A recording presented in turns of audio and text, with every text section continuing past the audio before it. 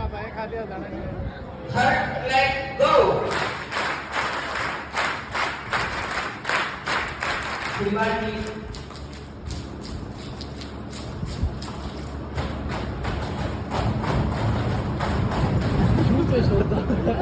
श्रीमान जी आपका अभिनंदन है, स्वागत है। हम हृदय की गहराइयों से आपका पुनः अभिनंदन करते हैं। श्रीमान जी को मैं मंच पर आनंद करता हूँ कि आप मंच पर आए और अपनी हम सभी को रूबरू करवाए। यहाँ पर एक ही राज्य के नहीं 8 राज्यों के विद्यार्थी शिक्षार्थी आपके सामने हैं। आप अपनी संस्कृति से इन सभी को विशेष रूप से रूबरू कराएं ताकि हमारी हरियाणवी झलक को जीवन भर याद करते रहे। श्रीमान प्रवीण भोजी जी।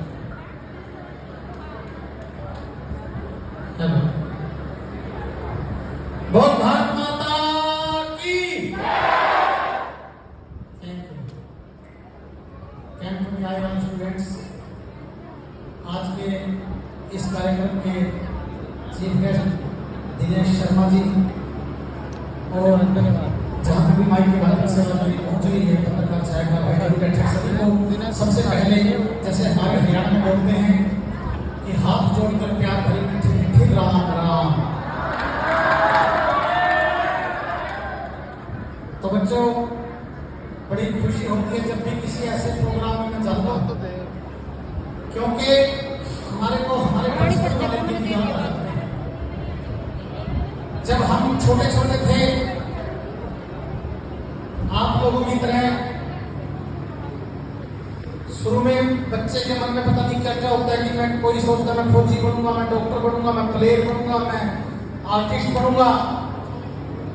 तो बच्चे के जो है मन छोटा सा होता है, बड़ा चंचल टाइप का होता है।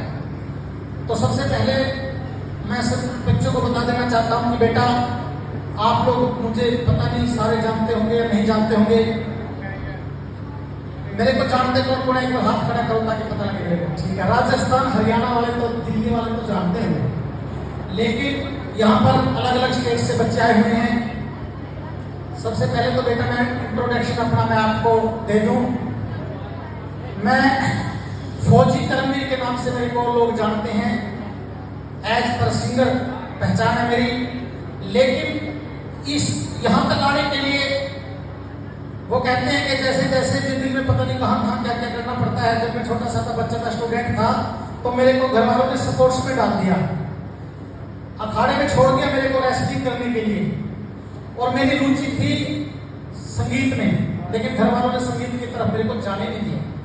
उसके बाद फिर मैट्रिक पास करने के बाद मध्य प्रदेश धार के अंदर स्कूल नेशनल के अंदर मेरा ब्रोंज मेडल आया रेसलिंग के अंदर। और उसी मेडल पे मेरे को सेना ने भर्ती कर लिया। फिर मैं आर्मी में चला गया, प्लेयर से मैं फौजी बन गया। उसके बाद भारतीय सेना के अंदर नौकरी करके आया। मैं यहाँ पर बैठे होंगे महाराष्ट्र से बच्चे आए हैं, महाराष्ट्र के बच्चे हैं क्या? मराठे हैं? महाराष्ट्र के बच्चे, वेरी गुड।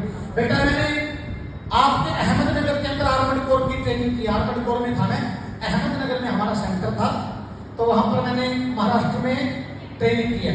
तो फौजी के साथ साथ फिर फौज में से आने के बाद मेरे को सिंगिंग लाइन का बड़ा शौक था, तो मैंने ट्राई किया। मैं ऑडियो वगैरह रिकॉर्डिंग करता रहा, प्रोग्राम्स वगैरह करता रहा। 3, 4, 5 साल की मेहनत से फिर मेरे जो है 5-6 सॉन्ग हिट हुए हरियाणा में। आप लोगों ने शायद सुना भी होगा, एक तो पानी वाली पानी प्यादे, पतला दुपट्टा तेरा मुंह दिखे जहां में तो बैठो। तो ये कुछ गीत ऐसे आए थे जो हमारे कल्चर से टच थे। 2007, 2008 सन की ये बात है। उस टाइम पर हरियाणवी गायकी का क्रेज ही चेंज हो गया था। हमारे हरियाणा के अंदर घड़वा बैंजो होता है, एक लोकल सॉन्ग, वो बजता था नालियों पे। उसके बाद वेस्टर्न, वहीं से बदलाव हरियाणवी गायकी में आया था मेरे गीतों से। उसके बाद मेरी गायकी लाइन में जो है पहचान होगी। और बच्चों, गायकी के साथ साथ में पहले स्टूडेंट थे, फिर प्लेयर बने, फिर फौजी बने, फिर सिंगर बने। और आज के टाइम पे मैं यहाँ कैथल में जिला परिषद का चुनाव जीत के जिला पार्षद भी हूँ, छोटा सा। और एक बात मैं आप लोगों को सबसे पहले बता देना चाहता हूँ कि इंसान को जो है ना रुकना नहीं चाहिए, क्योंकि हम रुक गए, थक गए तो हम जो है अपनी जो है ना भावनाओं से समझौता नहीं करना चाहिए। एक बात मैं आपको बता दूं, ये जो आप लोगों ने क्लैपिंग की है ना, मैंने बताया कि मैं जिला पार्षद हूं, यहाँ से जिला पंचायत सदस्य हूं कैथल का। बेटा इसके लिए मैं 3 चुनाव पहले हार चुका हूं, 4था चुनाव जीता हूं मैं। लेकिन हमें एक बात सिखाई जाती है सेना के अंदर कि मैदान नहीं छोड़ना। चाहे जिंदगी का मैदान है, चाहे लड़ाई का मैदान है, चाहे पॉलिटिक्स का मैदान है, जिस मैदान में कूद गए वो मैदान छोड़ना नहीं है। हार मंजूर नहीं है। जीत की चाहत में लड़ते लड़ते मर जाना मंजूर है, लेकिन हार मंजूर नहीं है। यही सोच करके अगर बेटा एक बात और मैं बताऊं, जो हमारे गुरुजन, जो हमारे माँ बाप हमें संस्कार देते हैं, उन संस्कारों पे चल के हम किसी चीज का मुकाम, अपनी मंजिल तक पहुंचते हैं तो बड़ी अच्छी बात है, बड़ी हमारी इज्जत होगी। वरना चुनाव पहला भी मैं जीत सकूं था, दूसरा तो जीत ही जाता। वो रास्ता मेरे लिए भी खुला था जिस रास्ते पे चल के लोग चुनाव जीतते हैं। लेकिन मैं एक ही बात पे था, भाई मैं तो सेवा करना चाहता हूं, फौजी आदमी हूं, मैं किसी को पैसे का लालच नहीं दूंगा, किसी को नशा पत्ता का, दारू धप्पे का लालच नहीं दूंगा। और मेरे विचार देखो, आप लोग you are voter and candidate, अगर मेरे विचार अच्छे हो तो मुझे बनाओ, मैं आपकी सेवा करना चाहता हूं, लेकिन मैदान नहीं छोड़ूंगा। तो लगातार 18 साल तक मैं लड़ता रहा और वही लोग थे, वही एरिया था। अब की बार मेरे को लोगों ने समझ लिया, विश्वास जीतने में थोड़ा टाइम लगा, लेकिन कहते हैं भगवान के घर में देर जरूर है, अंधेर नहीं है। ये बात बेटा मैं आप लोगों को इसलिए बोल रहा हूं कि शॉर्टकट इस्तेमाल नहीं करना किसी भी क्षेत्र में। अपने जो संस्कार हमें मिले, उन संस्कारों को छोड़ना नहीं है, आगे बढ़ते चलो, तरक्की करो, आपको मंजिल जरूर मिलेगी। और अभी मैं कहीं भी स्टेज पे खड़ा होता हूं, सबसे पहले तो आप लोग जो मेरे सामने बैठे हो, बहुत से ऐसे बच्चे बैठे हैं शायद जिन्हें पढ़ लिख के डिफेंस में, फोर्स में जाके आपको भी एक आध बच्चे को जरूर देश की रक्षा करने का मौका मिलेगा। और अभी एक सॉन्ग आप लोगों के बीच में मैं देशभक्ति सुनाता हूं, क्योंकि फौजी आदमी, हाँ जी वक्त है मेरे लिए 5-7 मिनट का, अगर कुछ सूचना देनी तो बताओ, 5-4 मिनट का वक्त है तो बता दो। ठीक है sir, okay, I agree with advice. तो दोस्तों, बच्चों, एक सॉन्ग आप लोगों के बीच में मैं अपनी खुद जो आर्मी के अंदर एक्टिविटी देख के आया हूं कि जब जब किसी बाहरी ताकत का मेरे मुल्क के ऊपर, मेरे देश के ऊपर हमला होता है तो किस प्रकार से मुंह तोड़ जवाब देता है एक भारतीय फौजी दुश्मन का। पीछे सर्जिकल स्ट्राइक करने की जब नौबत आई, किस प्रकार से इंडियन आर्मी के कमांडोज ने जाकर के सीमा पार करके और दुश्मनों के दहशतगर्दी के ठिकाने खत्म करके विदाउट कैजुअलिटी वापस अपनी बाउंड्री में आई। वहां से शुरुआत करता हूं कि ये फौजी नौजवान देश की रक्षा करने के लिए क्या क्या जोखिम अपने तन पे उठाते हैं, किस प्रकार से, कैसे। हाँ, अरे शत्रु आए सकत के गुमान से भरे हुए, जो उनकी सीमाओं में दम उनका निचोड़ दिया। भारतीय सैनिकों ने एलओसी क्रॉस करके मौत के तूफानों का भी देखो मुंह मोड़ दिया। शत्रु आए सकत के गुमान से भरे हुए, जो उनकी सीमाओं में दम उनका निचोड़ दिया। अरे भारतीय सैनिकों ने एलओसी क्रॉस करके मौत के तूफानों का भी देखो मुंह मोड़ दिया। और उग्रवादियों ने जो बनाए वहां लॉन्च पैड कच्ची मिट्टी के घरों के जैसा देखो तोड़ दिया। भाकपा के लाडलों ने सर्जिकल स्ट्राइक करके पीओके में जाके आतंकवादी अड्डा तोड़ दिया। पीओके में जाके आतंकवादी अड्डा तोड़ दिया। पीओके में जाके आतंकवादी अड्डा तोड़ दिया। और ये नौबत क्यों आई बताता हूं मैं आपको। हाँ, आन बान शान का सवाल हो गया था। आन बान शान का सवाल हो गया था, ये तो उड़ी वाला बदला उतार कर आए हमें। भाग का ये मानचित्र ढूंढना जो हो गया था, शत्रुओं के रकत से निखार कर आए हमें। उड़ा दिए ठिकाने हमने दहशतगर्दी वाले सारे, चाहे सांस मौत से उधार लेके आए हम। चाहे सांस मौत से उधार लेके आए हम। चाहे सांस मौत से उधार लेके आए हमें। अरे शीश काटने का, पीछे एक भारतीय फौजी का सिर काट लिया गया था बॉर्डर के ऊपर से। डिस्ट्रिक्ट मथुरा का लड़का हेमराज, आपको पता होगा।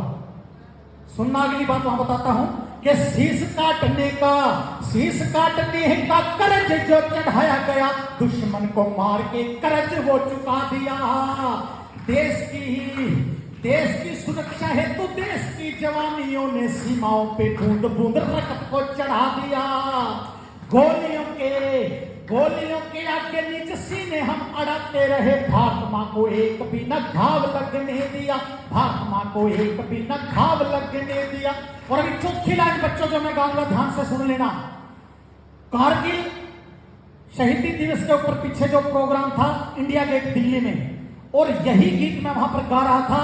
ऐसे ही मंच लगा हुआ था, भारत के ऊपर राष्ट्रपति 4 फीट की दूरी पे बैठे थे, पीछे पूरी डिफेंस बैठी थी। और वहां पर एक ताना दिया था मैंने, यूट्यूब पे देख लेना, फौजी करमवीर ने राष्ट्रपति के सामने गया देशभक्ति गीत, आप यूट्यूब पे भी देख लेना। मैंने एक ताना दिया था फौजियों की तरफ से वहां पर उपराष्ट्रपति को कि आप लोग इतने सालों में जो नहीं कर पाए वो सेना ने 1 मिनट में कर दिया। वो क्या ताना था, खुद राष्ट्रपति ने भी ताली बजाई थी उस टाइम पर। वो लाइन सुनना कौन सी है, 3 लाइनें ये पहले रिपीट करूंगा, चौथी लाइन आएगी, ध्यान से सुनना। अच्छी लगे तो आप भी क्लैपिंग कर देना फिर बाद में, ठीक है। हाँ, शीश काटने का कर्ज जो चढ़ाया गया, दुश्मन को मार के कर्ज वो चुका दिया। देश की सुरक्षा हेतु देश की जवानियों ने सीमाओं पे बूंद बूंद रक्त को चढ़ा दिया। गोलियों के आगे नीचे सीने हम अड़ाते रहे, भारत माँ को एक भी न घाव लगने दिया। आप समझौते वाली मेज पे न जीत पाए, चोटियों पे हमने तिरंगा लहरा दिया। आप समझौते वाली मेज पे न जीत पाए, चोटियों पे हमने तिरंगा लहरा दिया, चोटियों पे हमने तिरंगा लहरा दिया। और अगली 5 लाइनें गाऊंगा इन बच्चों के लिए।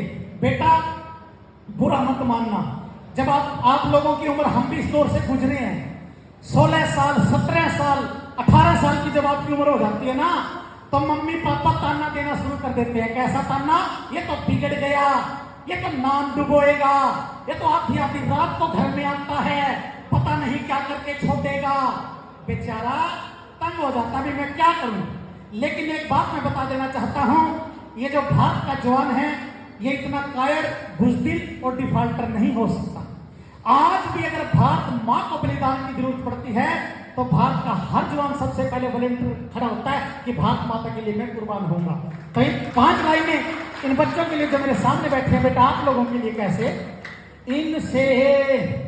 इनसे भले ही व्यवहार में हो भूल चूक, फिर भी ये मस्त जिंदगानी काम आएगी।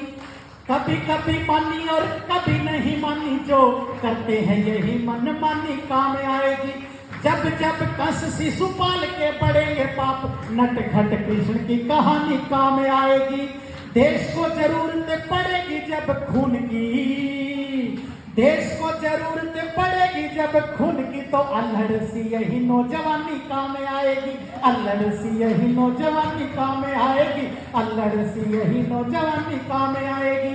और अभी आखिरी में जब 5 लाइनें गाऊंगा बेटा ध्यान से सुन लेना, एक जुनून पैदा करने वाली बात बताऊंगा मैं, क्योंकि ये 5 लाइनें मैंने जब गाई है ना इस गीत के अंदर, तो खोल के देखना यूट्यूब के ऊपर पाकिस्तान से बड़ी धमकी आई है मेरे पास में, एंटी सॉन्ग फौजी करम बड़ी धमकी आई है। लेकिन भारत का जवान डरता नहीं है। औकात याद दिलाता हूं मेरे हिंदुस्तान के सामने क्या है। उस पूरे मुल्क को मैं गाली नहीं दे रहा, पूरे मुल्क को मैं खराब नहीं बता रहा, क्योंकि जनता आवाम जैसी यहां है वैसी वहां है। लेकिन जो मेरे देश के टुकड़े करने की सोचते हैं ना, वहां बैठ करके उनको करारा जवाब देता हूं। इन 5 लाइनों के अंदर क्या औकात है तुम्हारी हिंदुस्तान के सामने, कहां पर हिंदुस्तान और कहां पर तू। ध्यान से सुन लेना बेटा, अगर लाइन अच्छी लगे तो हर लाइन के बाद क्लैपिंग, जोर से क्लैपिंग करनी है हर लाइन के बाद, कि क्या औकात है उस देश की, उस दुश्मन देश की। बताऊं हिंदुस्तान के सामने डरता नहीं है भारत का जवान, क्योंकि आप लोग वीडियो बनाते हो, बाद में वायरल हो जाती है, फिर धमकी आती है वहां से। मैं फिर कहता हूं पूरे देश से हमें बैर नहीं है, जो मेरे देश के टुकड़े करने की सोचते हैं ना, मैं उनके लिए गा रहा हूं। और आज फिर बता देना चाहता हूं कि एनएसएस के बच्चों का शिविर लगा हुआ है मेरे हरियाणा के अंदर, हिंदुस्तान के हरियाणा सूबे में और कैथल जिला के अंदर। और आज फिर खड़ा होकर मैं शेर की तरह धड़ के लाइन में गा रहा हूं, क्या औकात है तुम्हारी, डरता नहीं है हिंदुस्तान का जवान कैसे। हाँ, जितना है साल का बजट तेरा बजट तेरा पाकिस्तान, उतने का हम यहाँ घास फूस लेते हैं। जितने का, अरे जितने का बम्बे और गोला तेरे पास रखा, उतना दिवाली पे पटाखे फूक देते हैं। जितना तू बढ़ चढ़ बोलता है पाकिस्तान, जितना तू बढ़ चढ़ बोलता है पाकिस्तान, उतने आवारा यहाँ कुत्ते भौंक लेते हैं। कुत्ते भौंक लेते हैं। जितना भी खून तेरी जनता में भरा हुआ, जितना भी खून तेरी जनता में भरा हुआ, उतना हमारे यहाँ मच्छर चूस लेते हैं।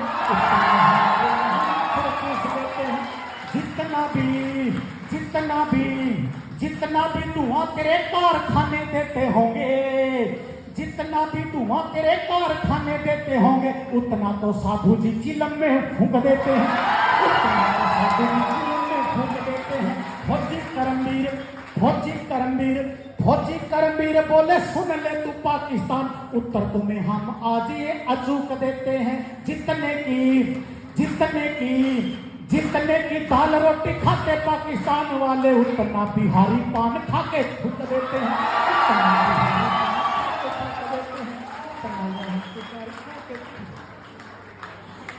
थैंक यू, धन्यवाद बेटा।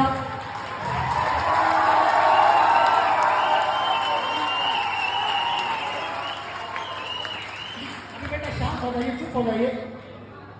देखो बेटा, एक बात मैं आप लोगों को बता देना चाहता हूं, 7-8-9 भाषाओं का ज्ञान रखता हूं मैं, क्योंकि हर स्टेट में मैं घूमा हूं। प्रोग्राम्स भी मैंने बहुत किए हैं। राजस्थान के बच्चे बैठे हैं क्या? राजस्थान के अंदर शेखावटी में मैंने बहुत प्रोग्राम किए हैं। अलवर, भरतपुर, दौसा, चूरू, झुंझुनू, सीकर, जयपुर, बहुत प्रोग्राम किए हैं, करौली तक।